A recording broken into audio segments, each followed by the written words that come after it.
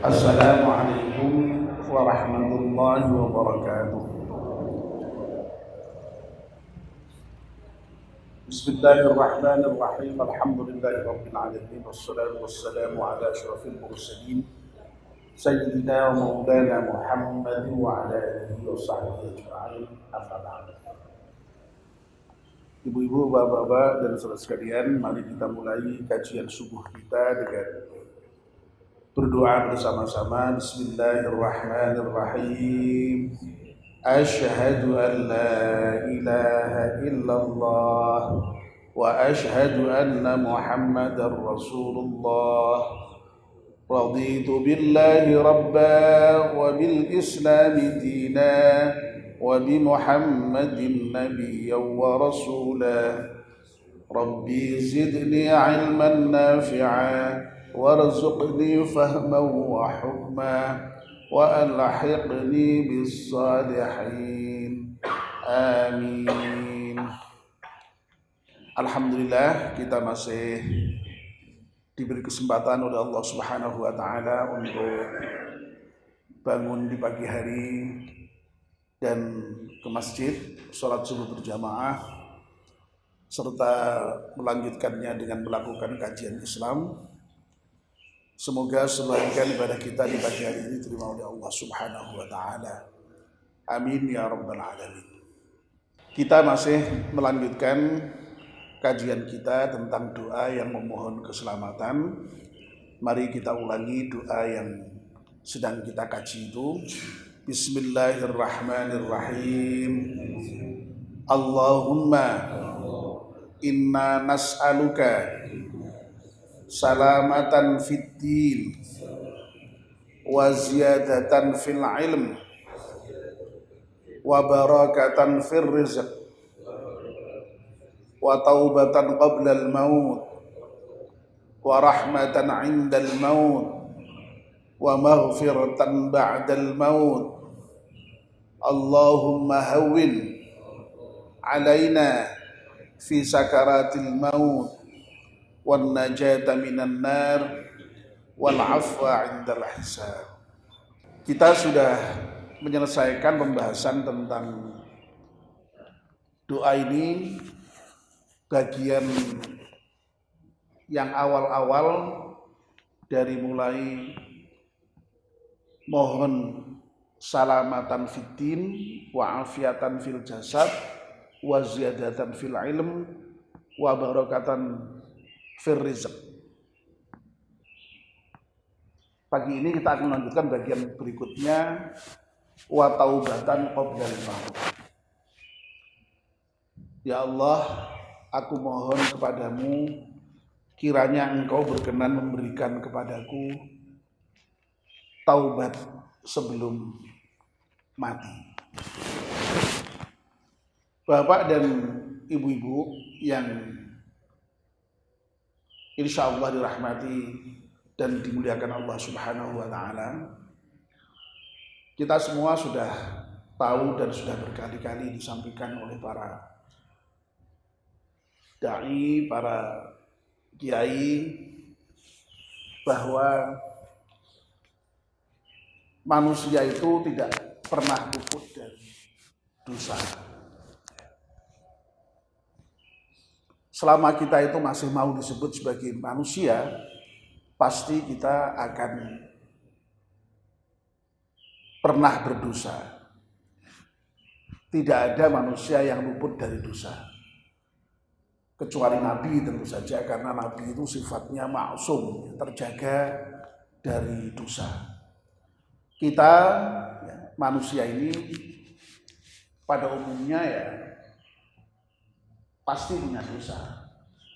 Hanya dosa itu banyak, sedang atau sedikit, itu aja persoalan. Nah, Allah Subhanahu wa taala itu memberikan fasilitas demikian rupa terkait dengan mekanisme bagaimana penghapusan dosa. Jadi kalau kita berdosa itu tidak kok kemudian dibiarkan dosanya itu tetap, dosa itu bisa dihilangkan, dosa itu bisa dihapus. Nah, tergantung dosanya. Ya. Kalau dosa itu dosa-dosa kecil itu bisa terhapus dengan amalan-amalan yang baik. Dalam Islam itu amal baik ya, itu bisa menghapus dosa. Allah berfirman dalam Al-Quran, innal hasanati yudhibnas sayyi'at. Sesungguhnya perbuatan-perbuatan yang baik itu bisa menghapus dosa. Makanya Rasulullah SAW berpesan kepada kita, wa'ad bi'is sayyi'atal hasanata tamhuha. Jadi kalau kita itu misalnya suatu ketika karena sebagai manusia itu ya tadi ya, pasti pernah salah, tergelincir, terpeleset. Nah, kalau terpeleset, tergelincir lalu berbuat dosa itu oleh Nabi supaya segera diikuti dengan perbuatan-perbuatan yang baik. Perbuatan yang baik itu tamhuha, bisa menghapus perbuatan-perbuatan yang tidak baik itu secara otomatis. Karena waktu sudah diciptakan Allah mekanismenya seperti itu. Makanya semua ibadah dalam Islam itu menghapus dosa. Puasa yang baru saja kita lakukan kemarin itu semua kita tahu ya, menghapus dosa. Sehingga kita kembali pada fitrah itu. Yang hadisnya sudah berkali-kali disampaikan selama bulan Ramadan kemarin itu. Man shoma Ramadhana imanan wa ihtisaban ghufir lahu ma taqaddama min dhanbi. Barang siapa yang puasa didasari pada iman dan menghitung-hitung pahala supaya ingin mendapatkan balasan dari Allah Subhanahu wa taala, ya, maka akan diampunkan dosanya orang itu. Salat yang kita lakukan itu juga menghapus dosa. Ya. Jadi Nabi pernah suatu ketika menggambarkan bagaimana sholat itu bisa menghapus dosa itu dengan menganalogkan kalau di depan rumah kamu itu ada sungai yang mengalir, lalu kamu setiap hari itu mandi 5 kali, kira-kira apakah masih ada kotoran yang ada di badanmu? Kata Nabi. Ya tentu saja jawab para sahabat yang tidak ada, bersih lah. Apa benar kok mandi 5 kali sehari, mandi 2 kali sehari aja insya Allah ya sudah bersih itu.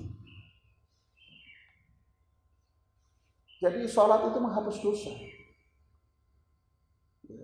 Di samping mendapatkan pahala karena kita sholat itu yang kalau berjamaah di masjid sampai dilipat gandakan 27 kali lipat itu, ya, itu secara otomatis juga menghapus dosa-dosa kita. Apalagi yang penting ya, haji. Haji itu juga sama, menghapus dosa itu. Bahkan malahan orang yang berhaji itu karena dosanya betul-betul dihapus oleh Allah Subhanahu wa taala, sampai dinyatakan oleh Rasulullah SAW, tidak ada balasan bagi orang yang berhaji mabrur kecuali masuk surga. Zakat itu juga menghapus dosa, membersihkan. Zakat itu artinya sendiri mensucikan, membersihkan dosa-dosa kita, sifat yang negatif dalam diri kita. Nah, jadi semua dosa akan semua amal baik itu akan menghapus dosa. Ya.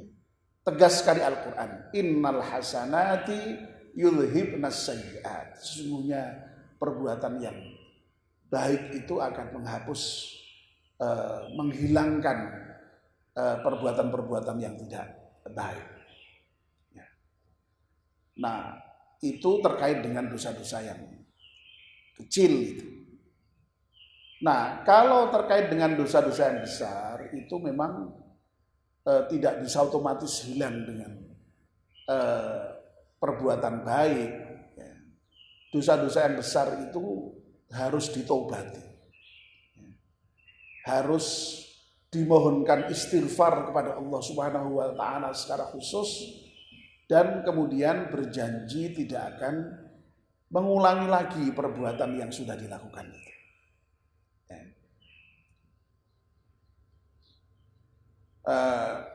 Dulu kalau tidak salah saya pernah ngaji di forum menjelang buka itu, ya, membaca kitab Masyayikhul Ibad itu.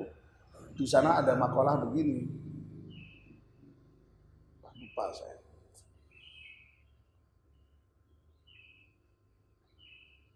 Yang kurang lebih maknanya begini. Tidak ada dosa itu kecil kalau dosa yang kecil itu terus-menerus dilakukan. Ya. La sighara ma'al istimrar, ya. Wala kabirata ma'al istighfar. Tidak ada dosa kecil kalau dosa kecil itu dilakukan terus-menerus. Tapi sebaliknya tidak ada dosa besar kalau itu kemudian diikuti dengan istighfar dan taubat. Ya. Artinya apa? Kita jangan menyembunyikan dosa kecil, lalu dibiarkan terus, ya, dijalankan terus. Wah, dosa kecil aja kok ya. Enggak, ya.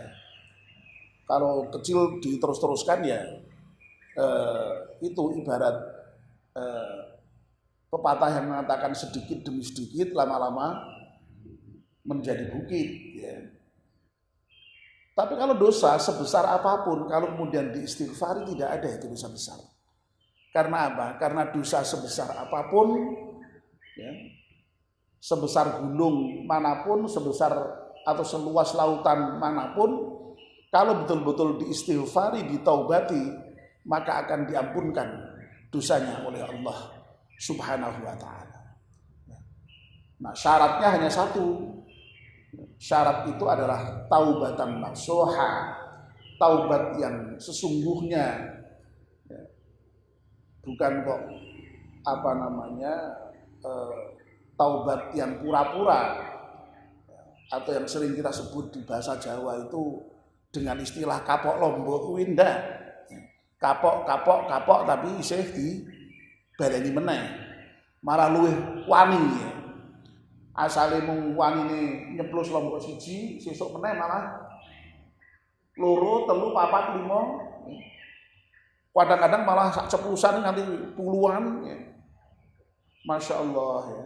Saya itu punya teman yang kalau makan itu meskipun ada apapun itu harus disediakan lombok sak nyawik itu apa kalau bahasa desa saya itu sak cawe itu, ya. Nyawik apa ya itu yang untuk lepek itu, untuk minum tuh, ya, dasar gelas itu apa itu?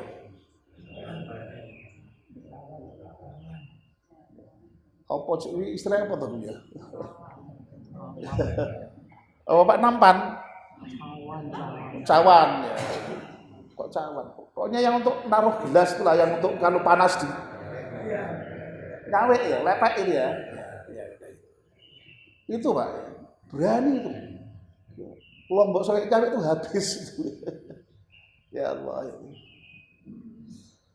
Jadi kalau kapok lombok ya enggak bisa, ya. Harus taubatan nasuha. Dosa yang sebesar apapun, ya, kalau itu diistighfari itu akan diampunkan oleh Allah Subhanahu wa taala. Ya. Oleh karena itu, ya, sampai dinyatakan tadi itu wala kabirata ma'al istighfar. Tidak ada dosa besar asal dosa itu kemudian dimintakan ampun dan ditaubati ya, kepada Allah Subhanahu wa taala. Sampai di sini dulu, ini tidak mungkin kita selesaikan ya. Kita lanjutkan besok pagi. Kayaknya masih agak panjang ini pembahasan mengenai taubat sebelum mati ini ya.